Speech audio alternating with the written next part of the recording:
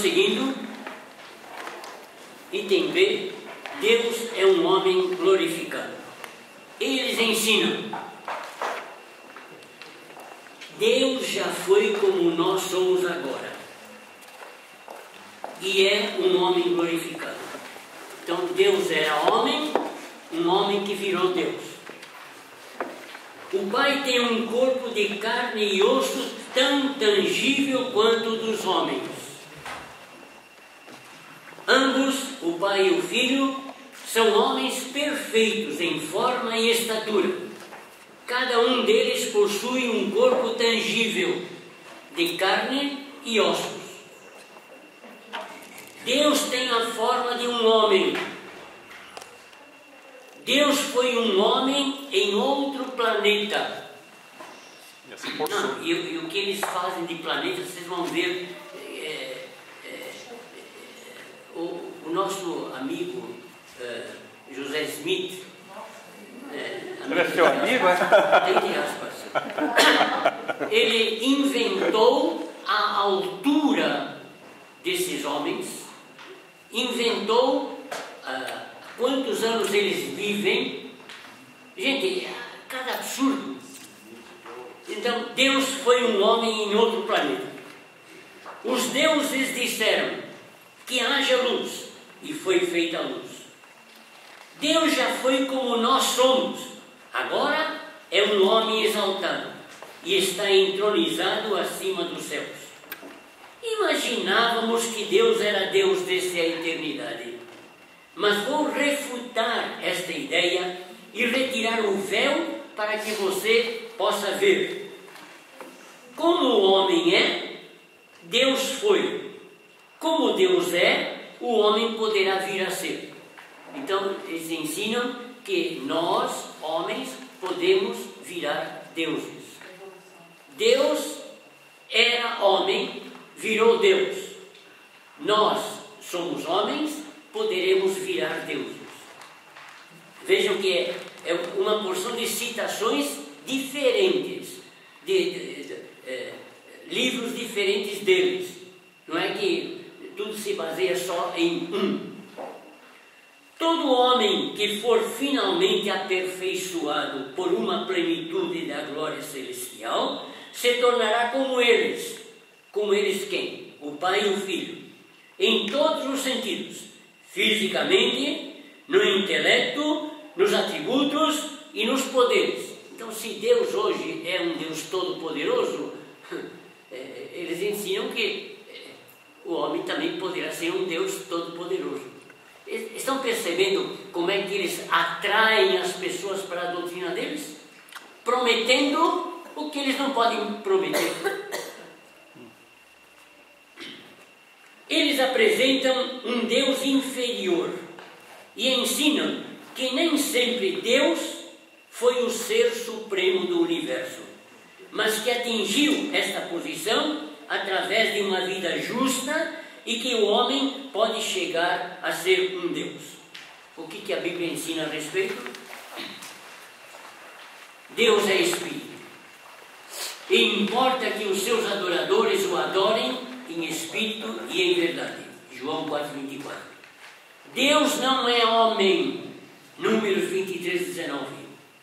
Um Espírito não tem carne nem ossos. Lucas 24,39. Não há outro Deus senão eu, Deus justo e salvador, não há além de mim. Isaías 45:21. Eu sou o primeiro e eu sou o último, e além de mim não há Deus. Isaías 44:6. Antes que os montes nascessem e se formassem a terra e o mundo, de eternidade a eternidade, tu és Deus. Salmo 90, verso 2. Ninguém jamais viu a Deus. O Deus unigênito que está no seio do Pai é quem o revelou. João 1,18. Ninguém jamais viu a Deus. 1 João 4,12. Então, aquela visão que José Smith diz ter tido, o Pai veio, o Filho veio, ele viu os dois. A Bíblia está errada. Ninguém jamais viu a Deus, só Ele que está certo.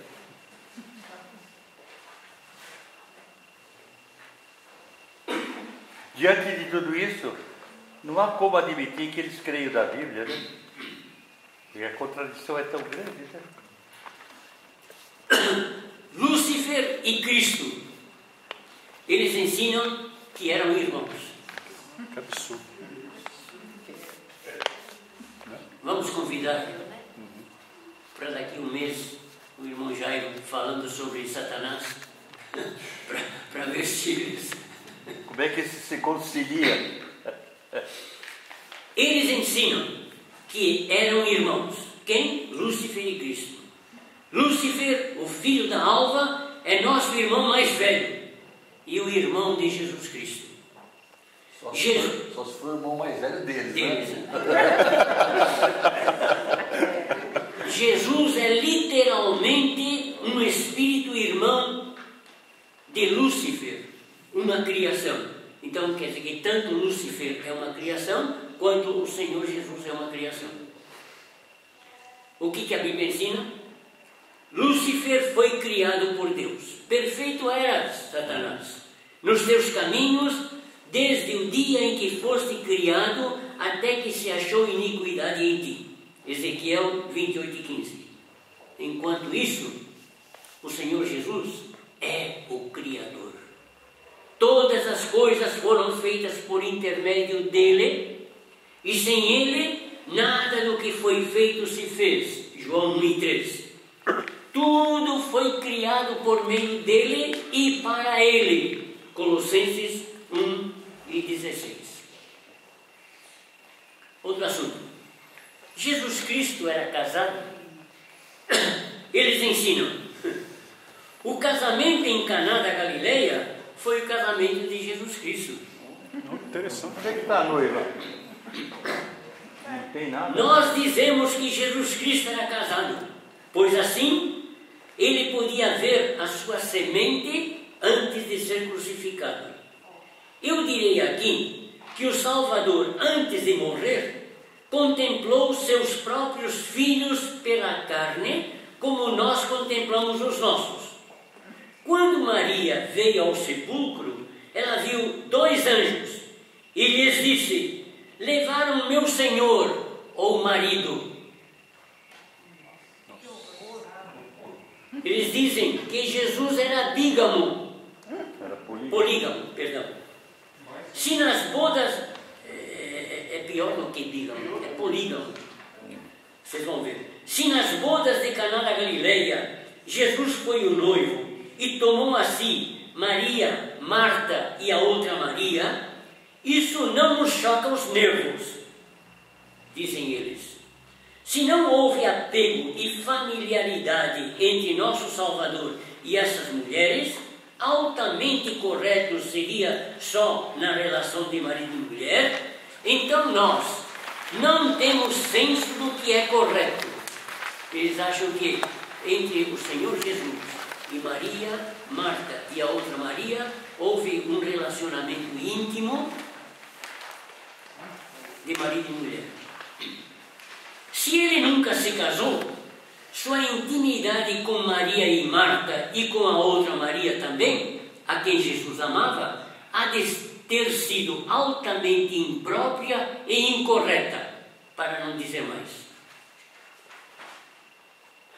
Outro absurdo.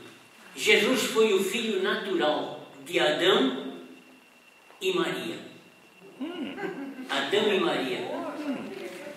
Imagine, séculos depois, né? Adão, Maria. Quando a Virgem Maria concebeu, perdão, uma pergunta.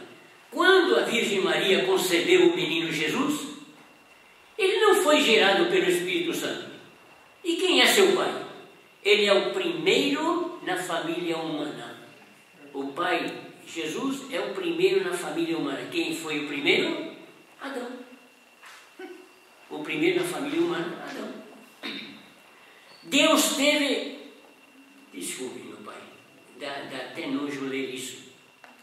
Deus teve relações sexuais com Maria para produzir o corpo de Jesus. O nascimento do Salvador foi tão natural como o de nossos filhos. Foi o resultado de uma ação natural. Ele compartilhou carne e sangue. Foi gerado por seu pai, assim como nós fomos gerados pelos nossos pais. Cristo foi gerado por um pai imortal, da mesma forma que homens mortais são gerados por pais mortais. O que a Bíblia ensina? No princípio era o Verbo, e o Verbo estava com Deus, e o Verbo era Deus. E o Verbo se fez carne e habitou entre nós. E disse Maria ao anjo: como será isto? Pois não tenho relação com homem algum. Respondeu-lhe o anjo: descerá sobre ti o Espírito Santo, e o poder do Altíssimo te envolverá com a sua sombra. Por isso também o ente santo que há de nascer será chamado Filho de Deus. Não houve um relacionamento sexual entre Deus e Maria. Ele te envolverá com a sua sombra. Por isso o ente santo que há de nascer será chamado Filho de Deus. Irmãos, foi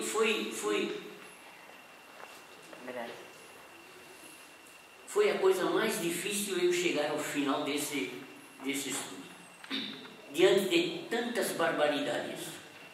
E vocês vão ver na última página, depois de feita a apostila, eu encontrei mais barbaridades e eu não tive coragem de colocar.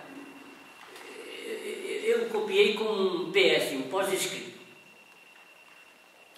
Se é verdade que eles estão falando aqui, que Maria gerou de forma natural, então a profecia de Isaías não foi cumprida. Eis que a virgem conceberá. Não é? Então, é aquilo que o irmão Jair falou. Eles dizem que creem na Bíblia, mas não creem nada. Não crê nada. É mais um até. Um é que não tem original para conferir qual é o original deles. E outro é que, pela doutrina deles, eles negam totalmente as Escrituras. Como é que eles dizem que adotam a Bíblia? Não tem... não sei, parece coisa de manicômio. Fala que crê. Parece coisa de manicômio. Fala que crê para não assustar os outros, né? O apóstolo Paulo fala que, ainda que um anjo do céu anuncie outro evangelho, além daquele que vos temos anunciado, seja anátema. O que é interessante é que todas essas religiões, elas acontecem exatamente com revelação de anjos. A Espírita, a Testemunha de Jeová, os Mormons, o próprio islamismo. O anjo Gabriel revela ao profeta Muhammad e cria-se toda essa confusão aí. Agora, com relação aos mormons, o que é interessante a gente falando assim de manicômio, parece manicômio, mas eu estive lá no templo deles, em Salt Lake, estive lá visitando o templo deles. E é impressionante a capacidade de doutores, de arqueólogos, de historiadores, de pessoas da NASA, de pessoas influentes do meio das grandes universidades de Massachusetts, de Yale, todas as grandes personalidades dos Estados Unidos são todos gigantes da seita dos mormons. São os maiores intelectuais deste mundo. Não. Eu conheço um irmão nosso que estava na NASA. Tem cristãos também. Ah, sim, tem também. Mas não pode falar todos. Por exemplo, assim, que os mormons,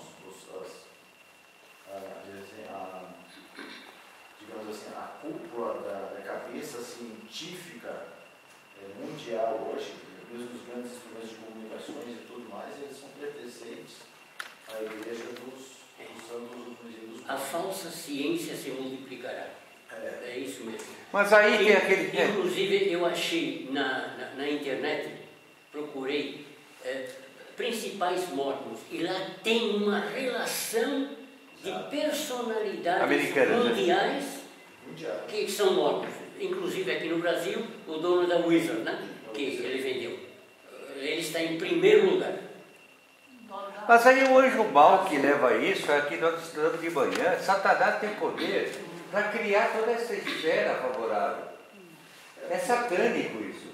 Agora, o fato da verdade é que eles negam as escrituras. Tem um versículo, 2 Coríntios 4:4 parece, ou 1 Coríntios 4:4.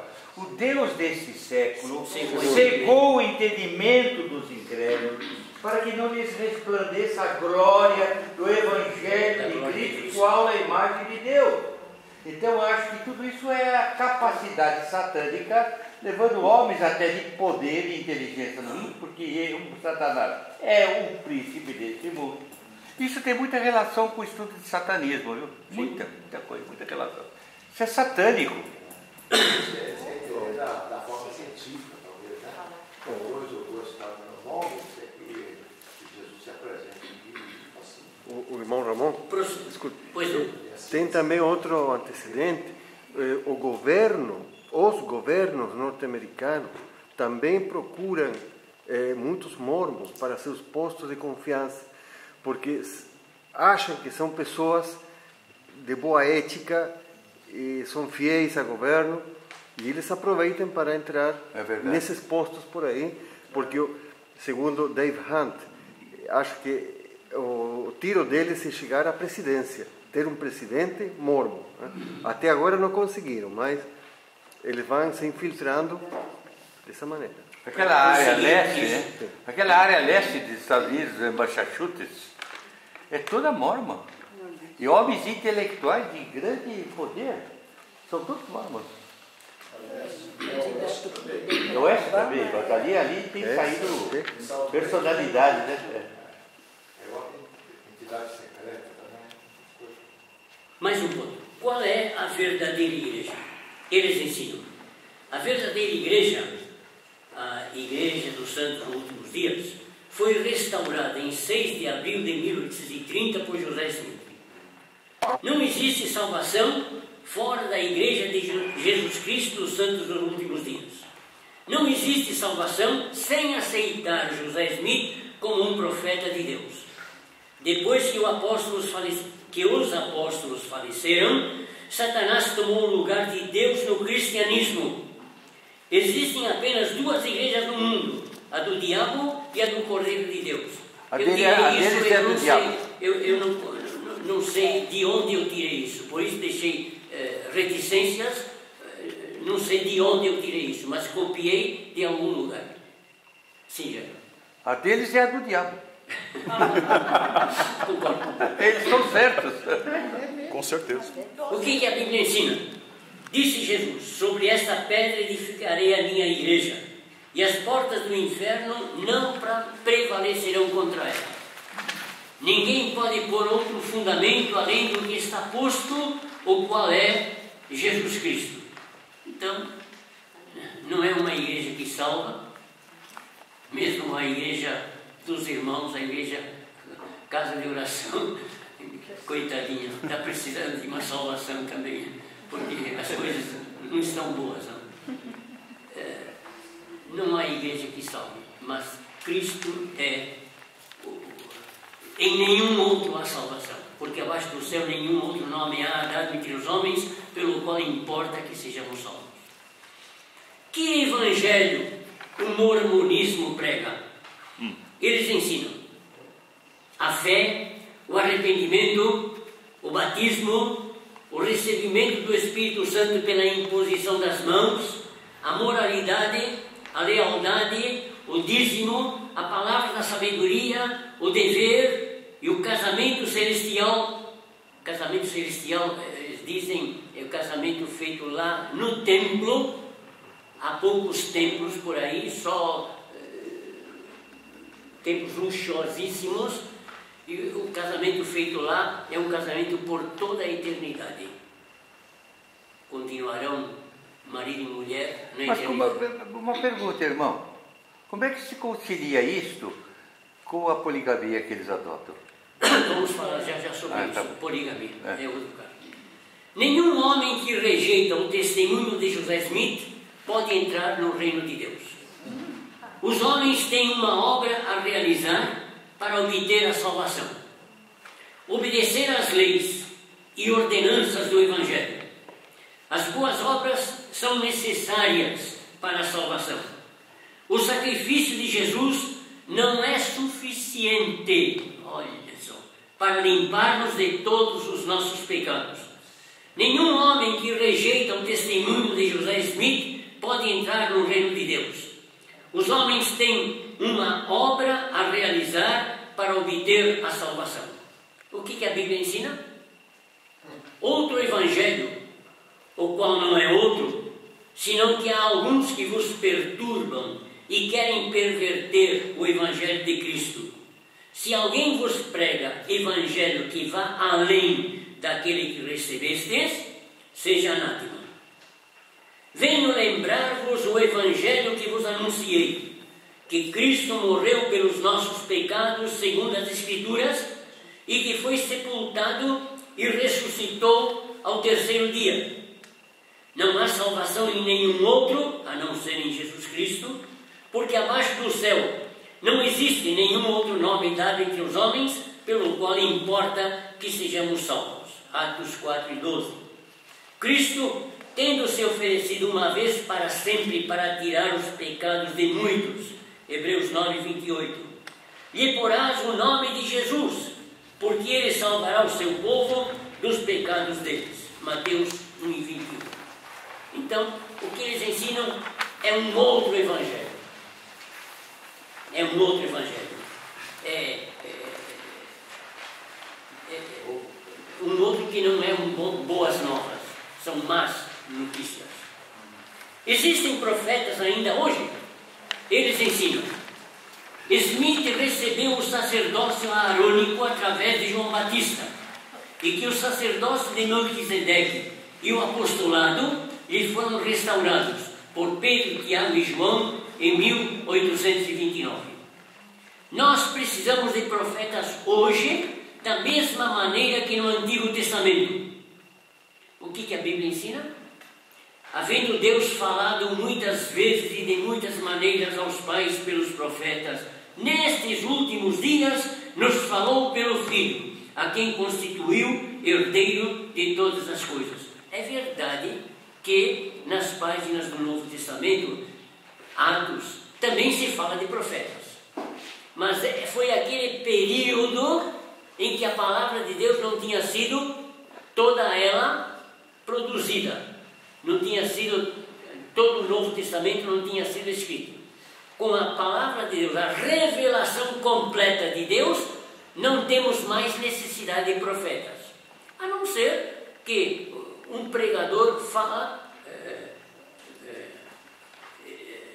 Efésios fala profetas, mas se refere a alguém falando em nome de Deus, alguém transmitindo a mensagem de Deus, mas não é uma mensagem nova. O que Deus tinha a dizer, já o disse definitivamente quando Apocalipse 22 acabou de ser escrito. Se alguém lhes fizer qualquer acréscimo, Deus lhe acrescentará os flagelos escritos nesse livro, Apocalipse 22 e 18.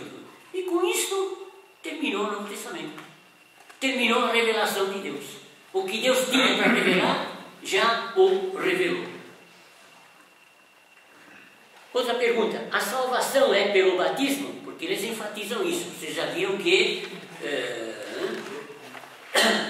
evangelho o mormonismo prega? Fala do batismo, né?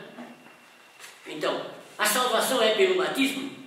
Eles ensinam que o homem vai se tornar como um Deus. Eles batizam, atenção, os parentes dos membros e os cidadãos importantes do lugar através de um substituto, dizendo que aquele parente, aquele que já morreu, irá para o reino celestial em razão deste batismo.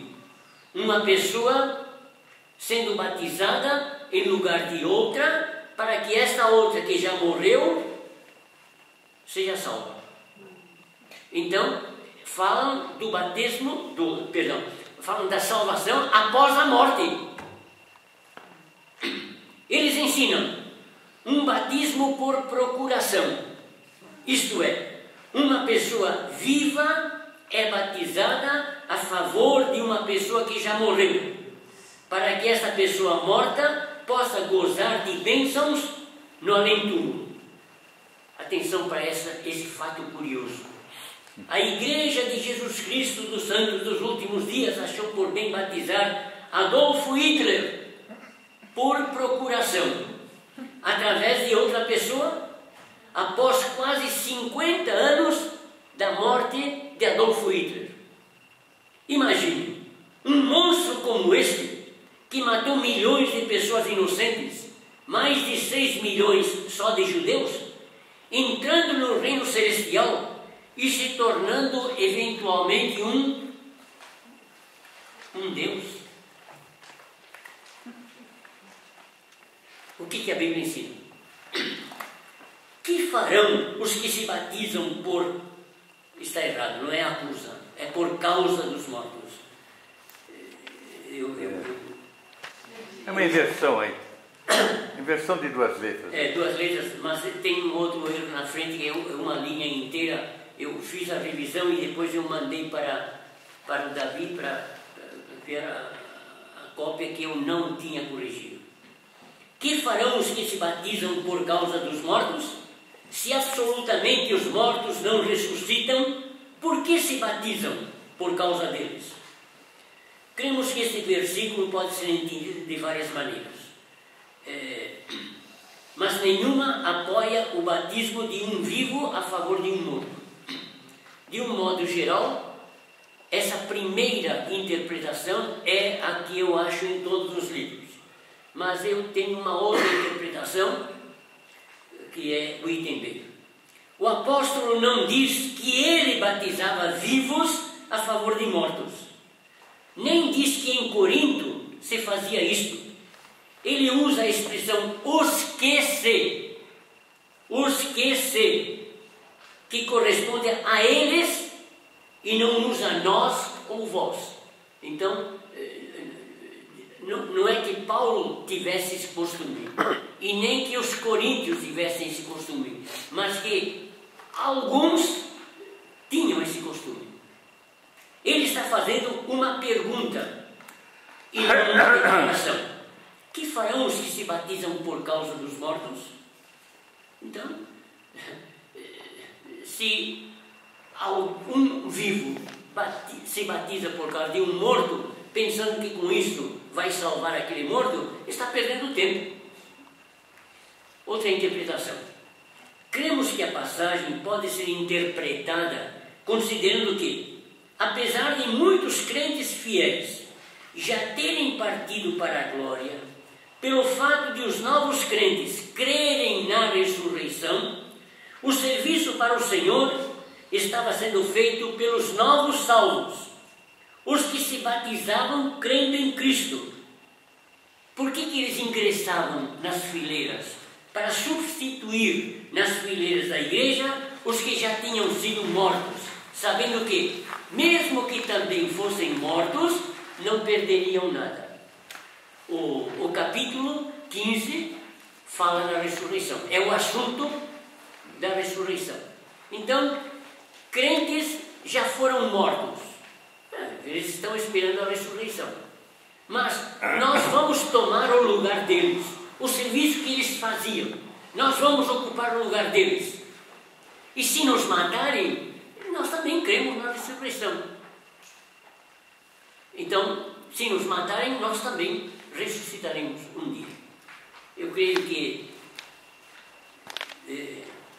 eu prefiro essa segunda interpretação que eu imaginei. Tem um detalhe, é que essa passagem, esse versículo é um versículo de difícil interpretação. Sim, sim. E é o único versículo que eles usam para o hábito de explicar o batismo. Ele abre, por ser difícil de interpretação, abre espaço para um monte de conjecturas e de interpretações diversas. E a primeira lei da hermenêutica diz que se um texto é confuso, né,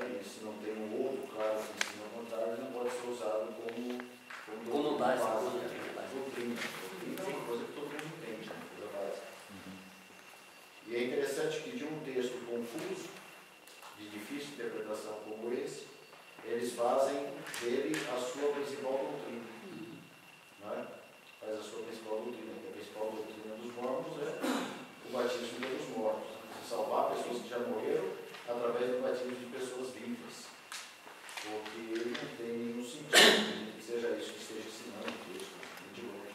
Já pensaram então, alguém hoje está pensando, meu pai morreu, meu avô morreu, como seria bom ter lá, eu vou me batizar em lugar dele. E essa pessoa ingressa na igreja mormon. Mas irmão, como que ele vai ter a salvação se ele não creu? Mas eles ensinam que o batismo de um vale vale pela fé do outro. Eles conseguiram fazer pior do que o catolicismo. Porque o catolicismo ensina que o batismo salva. Eles ensinaram que o batismo por procuração salva. Eles conseguiram ser piores do que o catolicismo. Superaram. Parabéns para eles. Irmão, isto, como falou o irmão Marcos, é doutrina principal para eles. Sim. Ao ponto de que até hoje eles promovem no mundo todo o estudo das genealogias. Sim. Justamente. Sobre isso. Vai falar sobre Sim. isso. Não, mas pode. Sim. Por exemplo, no Uruguai, alguns anos atrás, eles ofereceram para o governo uruguaio fazer estudo da genealogia do país inteiro, de empadronar todo o país. E para isso receberam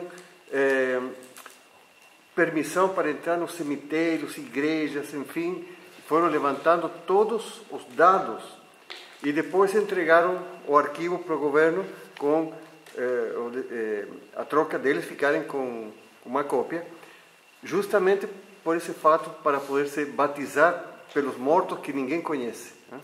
Uruguai ou Paraguai? Uruguai. Uruguai. Sim. Esse livro de mormon foi impresso no Paraguai.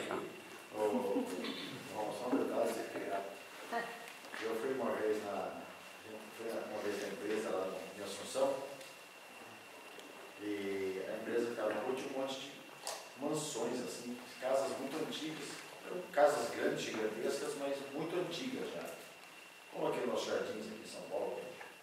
A quadra inteira em frente a Sims lá era assim, aquelas casas assim, né? Aí eu peguei, saí do Paraguai, voltei lá para o Chile. Um mês eu voltei lá de novo e eles derrubaram todas as casas, estavam tudo derrubado, só não tinha mais nada. Cadê aquele monte de casa que tinha? Eles derrubaram tudo. Aí eu voltei, quando eu voltei novamente à Assunção, aí tinha, acho que 3 ou 4 meses depois, tinha um templo gigantesco. Você olhava para aquilo e falava, como é que alguém conseguiu fazer isso aqui em tão pouco tempo? Então, a estrutura financeira deles também é algo assim, extraordinário, né? Porque é uma coisa assim colossal. O poder econômico deles é muito grande. Muito grande. No metro quadrado mais caro de Assunção, assim, fizeram um templo gigantesco. O dízimo é obrigatório. E eles estavam abertos para visitação naquele período.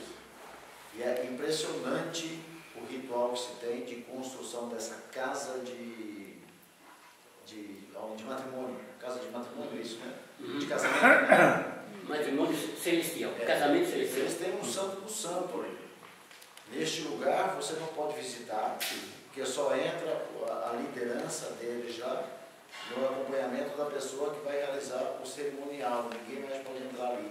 E eles acreditam literalmente que aquele lugar se manifesta a presença de Deus e que eles falam com Deus ali dentro.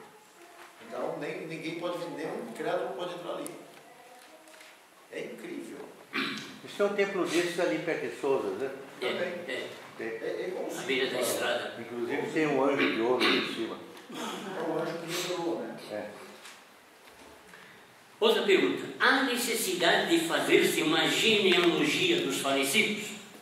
Eles ensinam. Vamos, portanto, na qualidade de igreja e de povo, como santos dos últimos dias, fazer ao Senhor uma oferta de justiça. Vamos apresentar no seu santo templo um livro contendo o registro de nossos mortos, que será digno de toda aceitação. É preciso haver uma solda ou ligamento das gerações, desde Adão. Os pais devem ser selados um ao outro, e os filhos aos pais, para receberem as bênçãos do reino celestial. Por isso, nossa salvação e nosso progresso dependem da salvação de nossos mortos dignos. Vejam bem, nossa salvação e nosso progresso dependem da salvação de nossos mortos dignos. Isso só pode ser feito em nossos tempos, como o irmão estava dizendo. O que a Bíblia ensina? Nem se ocupem com fábulas e genealogias sem fim. 1 Timóteo 1:4. Cada um de nós é responsável por si, não é? Se meu pai, minha mãe, meus irmãos não quiseram saber do Senhor Jesus Cristo, eu não sou responsável por eles. Evita discussões insensatas, genealogias. Evita genealogias, contendas e debates sobre a lei, porque não têm utilidade e são fúteis. Tito 13:9. Aos homens está ordenado morrerem uma só vez, vindo depois disto o juízo. Hebreus 9:27. Elimina completamente a possibilidade de salvação após a morte. Eis agora o tempo sobremodo oportuno. Eis agora o dia da salvação. 2 Coríntios 6:2. Vai ter uma coisa interessante. A mesma preocupação que Deus mostrou nos tempos do Velho Testamento para com a família, eu fiquei impressionado a última vez que eu li o livro de Êxodo por completo, como é o livro da família. Quantas vezes Deus fala, quando no futuro vossos filhos perguntarem, quando fala assentado em tua casa, deitado pelo caminho, né? A preocupação de Deus com a família. Satanás também tem a mesma preocupação para com a família.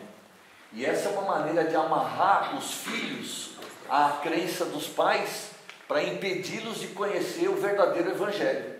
É uma maneira de criar essa ligação, né? Essa solda entre uma geração e outra, de forma que ninguém possa se desvencilhar das trevas, né? Uma vez que uma geração conheceu as trevas, as demais estão amarradas dela, né? Isso reflete, mostra para nós a preocupação que Satanás tem com as crianças, com a família, né? Isso deve nos fazer lembrar, porque a mensagem do Salmo 78 passa esse ensino para os vossos filhos, para os filhos dos vossos filhos, e vai passando adiante. E muitas vezes nós cristãos que conhecemos a palavra, não nos importamos tanto com as nossas crianças, quanto Satanás se preocupa. É para a gente abrir o olho nisso, né? As nossas crianças estão assistindo desenhos espíritas na televisão. Desenhos espíritas, não sai o espírito de dentro do corpo assim, né? Estão tomando contato com novelas onde os gays, o lesbianismo, o adultério, a quebra da família está sendo explícito lá, e os pais assistem esses programas com os filhos, e nós não estamos tendo essa preocupação. Satanás tem essa preocupação de amarrar a geração futura nas trevas, né? Para a gente pensar. Outro assunto, acerca do Espírito Santo. Eles ensinam: o Pai tem corpo de carne e ossos, tão palpável quanto o do homem, e o Filho também. Mas o Espírito Santo não tem corpo de carne e ossos, pois é personagem de Espírito. Duas pessoas só podem receber a um só tempo as mesmas partículas exatas deste Espírito. Portanto, uma parte do Espírito Santo repousará sobre um homem e outra parte sobre o outro. Estão dividindo o Espírito Santo. Uma parte do Espírito Santo repousará sobre João, outra parte sobre Mateus, outra parte sobre Maria. Esta substância, como todas as demais, é um dos elementos da existência material ou física e, portanto, sujeita às leis indispensáveis que governam toda a matéria. Como todas as demais matérias, seu todo é composto de partículas individuais. E aqui eu vi uma contradição. O Espírito Santo, primeira citação, não tem corpo de carne e ossos. Como é que diz agora, como todas as demais matérias, seu todo é composto de partículas individuais? É uma contradição. O que a Bíblia ensina? Ananias, por que encheu Satanás seu coração para que mentisses ao Espírito Santo? Não mentiste aos homens, mas a Deus. Atos 5, 3 e 4. O Espírito Santo, ele é Deus. Recebereis poder ao descer sobre vós o Espírito Santo. Atos 1 e 8. Ele tem poder. Aliás, vamos deixar bem claro, ele não é poder, ele tem poder. Ele não é poder, mas ele é uma pessoa que tem poder. Fazei discípulos de todas as nações, batizando-os em nome do Pai e do Filho e do Espírito Santo. Mateus 28, 19. Ele participa de nossa salvação. O Pai planejando nossa salvação, o Filho executando a nossa salvação e o Espírito Santo mostrando a necessidade que nós temos na nossa salvação. E lhes concedeste o teu bom Espírito para os ensinar. Neemias 9:20. Ele é bom. E não entristeçais o Espírito de Deus. Efésios 4:30. Ele sente tristeza. Um sentimento não pode ser entristecido. Ele é uma pessoa que pode ser entristecida. Quem tem ouvidos, ouça o que o Espírito diz às igrejas. Apocalipse 2:7. Ele fala. Um sentimento não fala, mas o Espírito Santo fala. Uma força não fala. Uma força não fala. O mesmo Espírito intercede por nós sobremaneira com gemidos inexprimíveis. Romanos 8:26. Ele intercede por nós. Ele nos ajuda em nossas orações, sabendo o que deve ser pedido, nossas orações fracas, falhas, imprecisas. Ele sabe de que nós precisamos. Se tudo isso já era atrapalhado, agora atrapalha mais ainda. O mundo futuro. Eles ensinam que há 3 lugares de bênção e um de castigo. 3 lugares de bênção. Primeiro, o celestial. É para os que receberam o testemunho de Jesus, creram no seu nome e foram batizados. Os que herdaram o grau mais alto do reino celestial e que se tornarão deuses, devendo ser casados para a eternidade no templo. Todos que herdarem o reino celestial viverão com nosso Pai Celestial e Jesus Cristo para sempre. Então, o lugar de bênção maior, o lugar celestial, é para aqueles que, vamos dizer, foram bons mormons, que contribuíram com o dízimo, que souberam defender a doutrina, que que se batizaram pensando na salvação de pessoas que já morreram, que se sacrificaram pelos seus ideais e que casaram lá no templo, casaram para toda a eternidade. Para eles está reservado o lugar de maior glória, que é o lugar de bênção, o celestial. Segundo, o terrestrial é para os que rejeitaram o Evangelho na terra, mas que o receberam depois no mundo espiritual.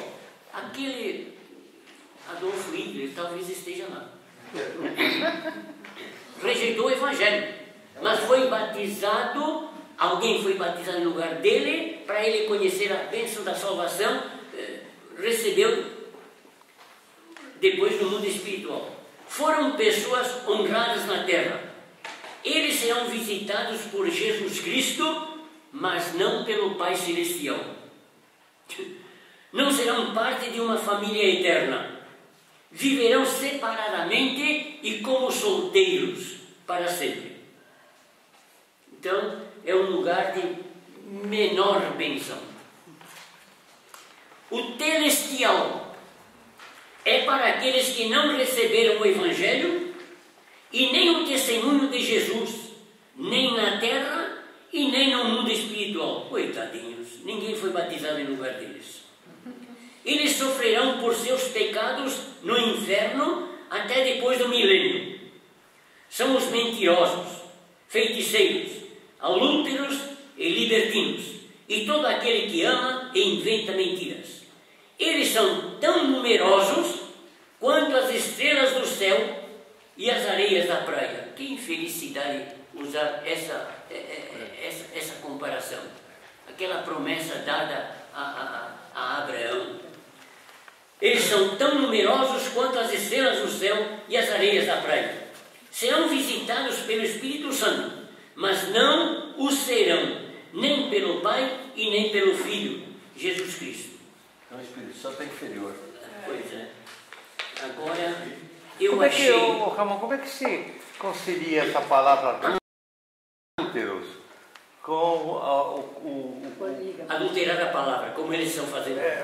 Não, a gente chama os adúlteros e adulteradores de privilégio. Como é que eles classificam o adulto se eles aceitam a poligamia?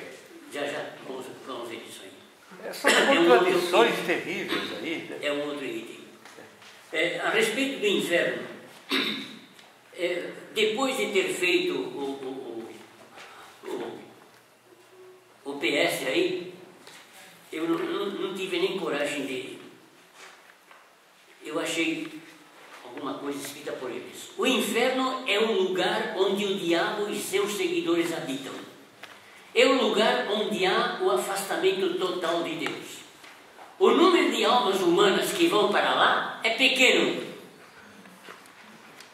Deus não está ansioso para condenar seus filhos. Todos terão a oportunidade de aceitar Jesus Cristo, se não nesta vida, então depois da morte. O número de pessoas que rejeitarão totalmente o Salvador será pequeno. Ali não há uma dor física, mas uma dor de consciência pelos pecados cometidos. O fogo do inferno, ou o inferno de fogo, ou a tortura física, é um conceito falso.